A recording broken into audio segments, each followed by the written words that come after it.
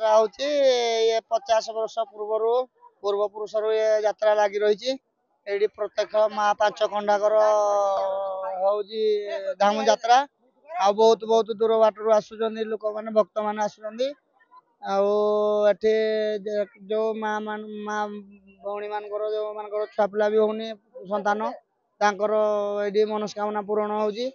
ଆଉ ବହୁତ ଦୂରରୁ ଆସୁଛନ୍ତି। ଇଏ ବହୁତ ଦିନରୁ ଝାମୁ ଯାତ୍ରା ଚାଲିଛି। ଆଜି ବି ବହୁତ ଝାମୁ ଯାତ୍ରା ହଉଛି।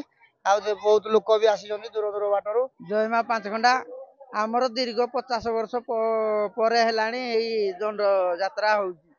ଆମର ପୂର୍ବ ପୁରୁଷରୁ ହଉଛି।